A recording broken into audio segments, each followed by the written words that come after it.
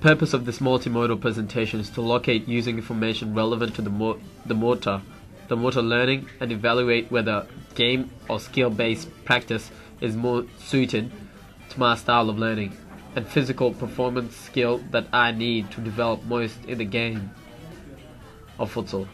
In order to do this, video footage and images of my performance will be evaluated. As a player, I am at the associative stage of learning.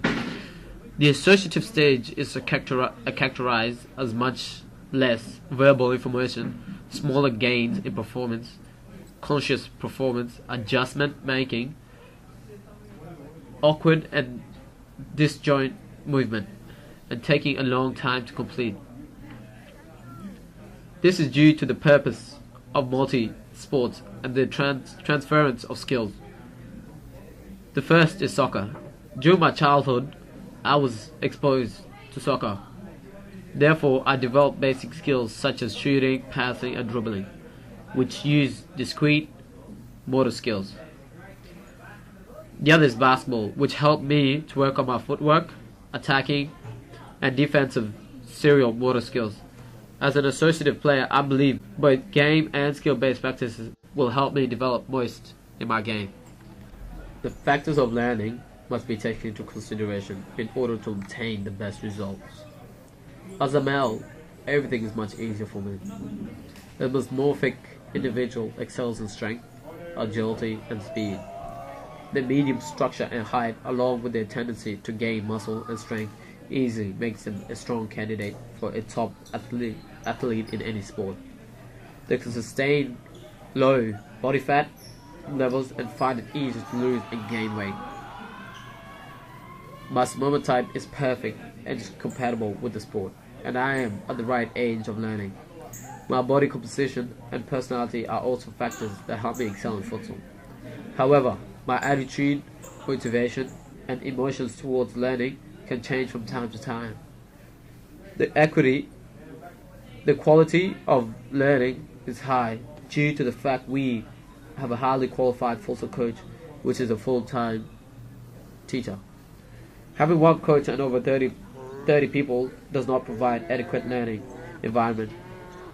When the class is divided between cognitive and associative players, it would, however, be beneficial if we had two coaches, one to teach associative players and cognitive players.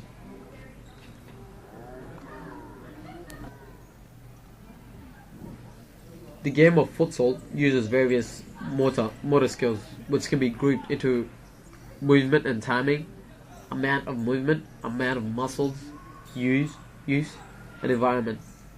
The game of futsal has a start and a finish, which is called discrete. A discrete skill is one with a distinct beginning and an end. Example, passing and shooting.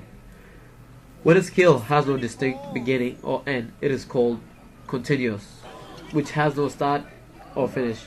Example, attacking and defending are categorized in serial motor skills. A serial motor skill brings together discrete tasks to form a continuous performance and includes a number of distinct ordered elements. Example, starting a car. The locomotor uses the whole body. The non-locomotor is on the spot, and the manipulative user uses an object. These motor skills can be grouped into amounts of movements. The fine motor skill uses small parts, unlike gross, which uses large parts. These two motor skills are associated with the amount of muscles used. The last is environment, which uses open and closed motor skills. Open stands for unpredictable and closed is predictable. Example, passing uses discrete, locomotor and manipulative, gross and open motor skill.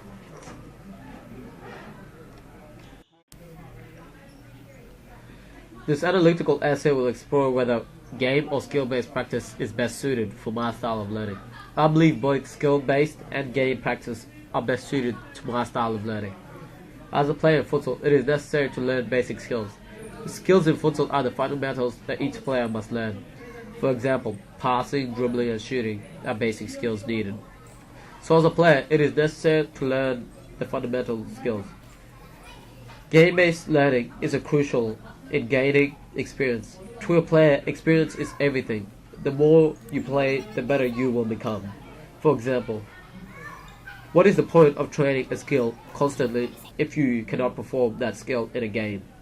It is crucial to gain game-based experience in order to perform at a high level. In order to perform at your optimal, you must first learn the skills and then incorporate it in games. Both skills and game practice are crucial in futsal. Recommend one drill that could implement in future futsal to provide your performance. As a drill that can be incorporated into future lessons, I recommend a 3 vs 3 passing drill, where the players are 40 meters from each other. They pass, then try to steal the ball, while the players with the ball try to dribble to the other side. This drill should be implemented because it explores passing, dribbling, and defending. It also creates a game-like situation which cognitive and associative can gain experience in. The factors which will affect this drill is if a cognitive and associative players were to pair up. In this situation, the cognitive players would just give up and disengage from the drill, while associative players would just take advantage of the difference in abilities and would not learn anything. This drill would help my development because it would increase my exposure to game-like situation while working on my skills, which will improve my performance. Thank you very much.